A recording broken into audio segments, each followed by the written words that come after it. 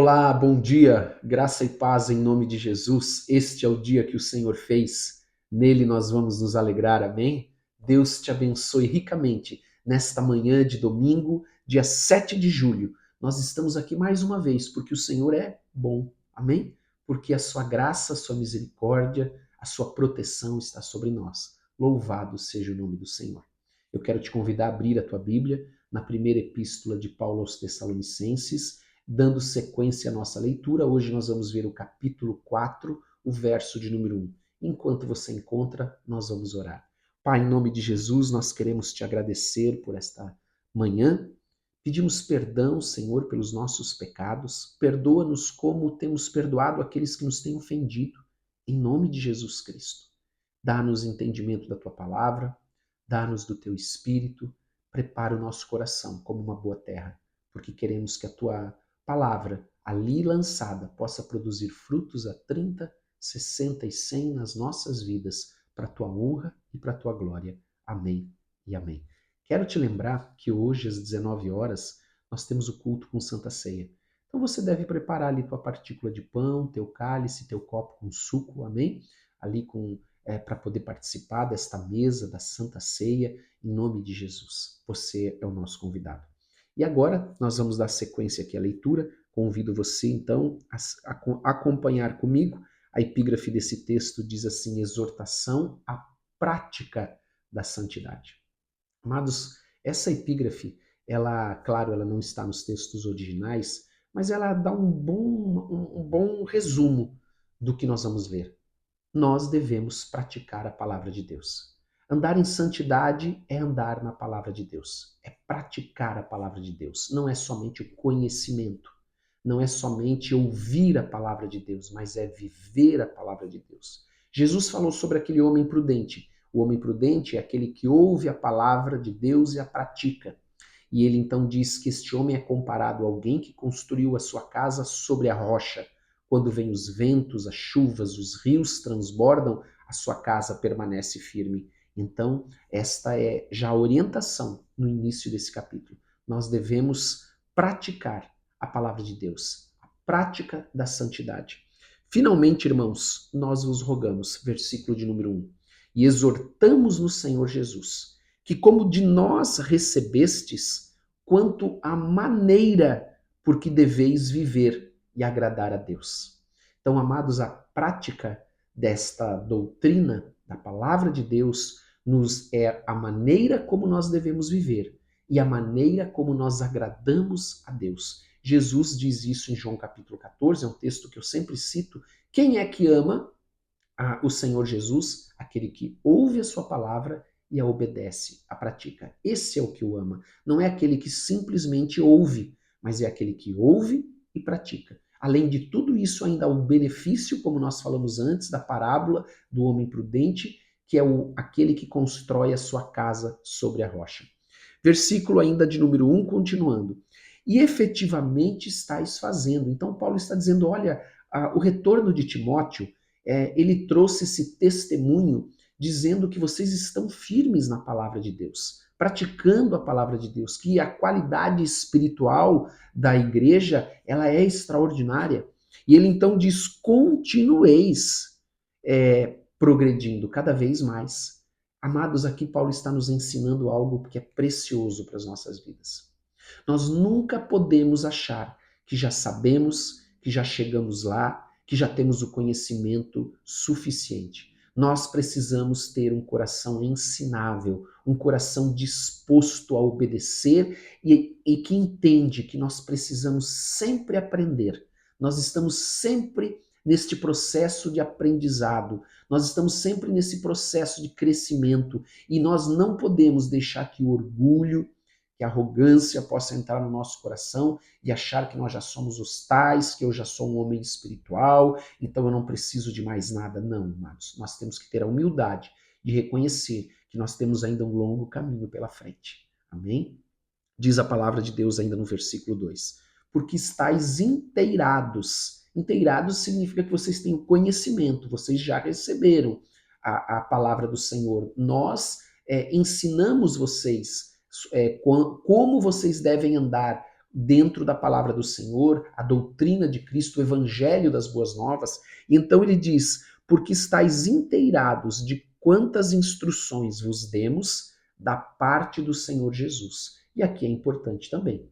Paulo está dizendo, olha, tudo que nós estamos ensinando, assim como o que nós estamos lendo aqui nessa epístola, ela não procede de homem, mas ela procede pela inspiração do Espírito Santo que foi dado a homens. Inspiração significa que o Espírito Santo ele soprou aquilo que eles deveriam escrever.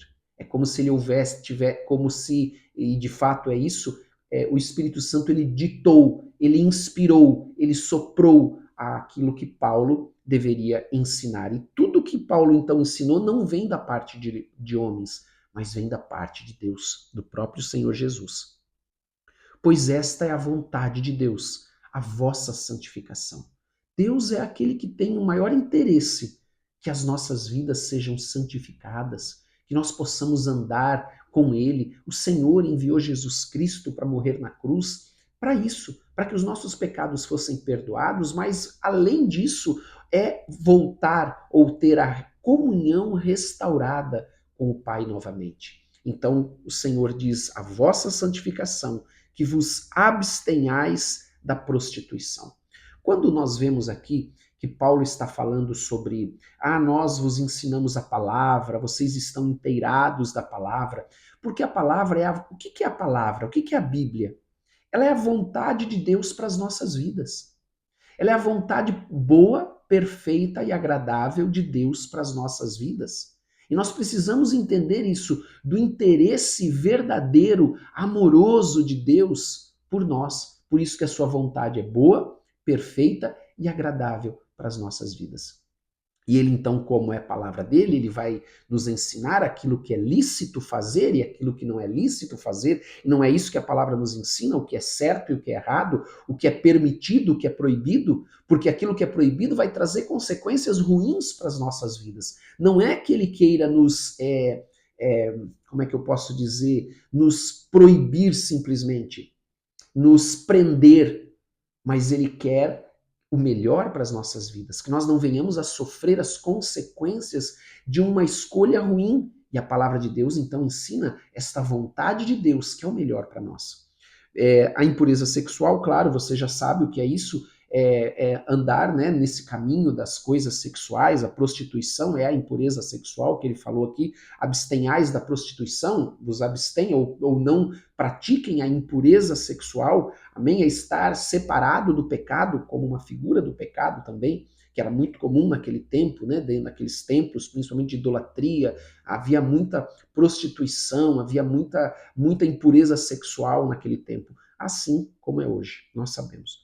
E o versículo agora de número 4 diz assim: que cada um de vós, ou seja, é pessoal, é individual, saiba possuir o próprio corpo em santificação e honra. Amém? Um pouquinho de tudo que nós falamos até aqui.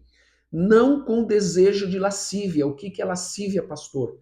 Luxúria, sensualidade. Como eu falei um pouquinho, amados, algo que é muito comum na sociedade, muito comum na cultura hoje em dia. Já era naquele tempo. E ele diz mais, como gentios que não conhecem a Deus. Então Paulo diz, olha, os gentios, e aqui quando ele fala dos gentios, ele está falando dos gentios que não conhecem a Deus. E ele então diz, porque nós somos gentios, porque gentio é todo aquele que não é judeu, mas então dentro dos gentios nós temos que fazer uma distinção. O gentio que conhece a Deus, que entregou sua vida para Jesus, e o gentio que não conhece a Deus, que continua com práticas pagãs. Então ele está dizendo exatamente isso. Os gentios que não conhecem a Deus, eles praticam isso. Mas nós, gentios cristãos, nós não podemos viver nessa prática. Versículo de número 6. E que nesta matéria ninguém ofenda nem defraude a seu irmão. Ofender todo mundo sabe, mas o que é defraudar? Defraudar tem a ver com iludir e tem a ver com também tirar algo, tirar alguma coisa de alguém de modo fraudulento. Então essa é a palavra que é usada aqui. Que nós não podemos ofender nem defraudar o seu irmão. Porque olha o que diz a Paulo aqui, inspirado pelo Espírito Santo. Porque o Senhor, contra todas estas coisas, como antes vos avisamos e testificamos claramente, é o vingador. Então o Senhor fará justiça contra todo aquele que, olha o que diz aqui, todo aquele que ofender ou defraudar a seu irmão, o Senhor fará justiça. Ele é o vingador. Versículo 7. Porquanto Deus não nos chamou para impureza, e sim para santificação. Santificação está separado, andando na palavra de Deus. Jesus é o caminho, a palavra de Deus é o caminho. Amém? Então nós devemos andar na palavra do Senhor. Dessarte, quem rejeita estas coisas não rejeita o homem, e sim a Deus, que também vos dá o seu Espírito Santo. Quem rejeita essa instrução, o mandamento do Senhor, e não anda no caminho do Senhor, não anda na palavra do Senhor, está rejeitando o próprio Senhor. Por isso que Jesus diz lá em João 14, que eu citei já outras vezes, que aquele que ama é aquele que ouve e pratica, obedece. Versículo de número 9. No tocante ao amor fraternal, não há necessidade de que eu vos escreva, porquanto vós mesmos estáis por Deus instruídos que deveis, o que é amor fraternal? O próprio versículo 9 explica, amar-vos uns aos outros, é amar o próximo como a nós mesmos. E, na verdade, estáis praticando isso mesmo para com todos os irmãos, em toda a Macedônia. Contudo, vos exortamos, irmãos, a progredirdes cada vez mais. Mais uma vez, Paulo está dizendo, ainda há muito mais a crescer, muito mais a avançar, muito mais a progredir. E diligenciardes, para viver tranquilamente, cuidar do que é vosso. O que é viver tranquilamente? É aquela pessoa que não fica criando conflito. Amém? Então, olha só, diligenciar para viver tranquilamente é vigiar, para você não ficar, não ser um motivo ou alguém que cria conflito, que cria divisão, que cria brigas, que aonde chega, né, já começa aqueles conflitos, aquelas discussões, e ele diz mais, cuidar do que é vosso e trabalhar com as próprias mãos, como vos ordenamos. Amados, por que ele fala trabalhar com as próprias mãos? Parece algo estranho, né? Por que Paulo está dizendo isso? Porque a cultura helenista, o trabalho braçal não era bem visto. Amém? Eles não viam com bons olhos o trabalho braçal. Nós já falamos sobre isso lá nas cartas de Paulo em 1ª e 2ª Coríntios. Amém? Versículo 12, para nós terminarmos, de modo que vos porteis com dignidade para com os de fora e de nada venhais a precisar. Ou seja, testemunho, é o testemunho para as pessoas de fora, para que as pessoas possam nos ver e ver que nós somos pessoas que amamos o próximo, pessoas que aonde nós vamos nós levamos a paz, pessoas que aonde nós vamos nós levamos alegria, pessoas que andam em santidade, que não andam na mesma prática dos gentios que não são cristãos. Amém? Que nos abstenhamos das imoralidades sexuais, que andemos em santidade, em santificação todos os dias. É disso que Paulo está falando. Amém? Quero te convidar a fechar os teus olhos, vamos parar por aqui e vamos orar. Pai, em nome de Jesus Cristo, nós queremos te agradecer por esta manhã, por esse dia que está começando.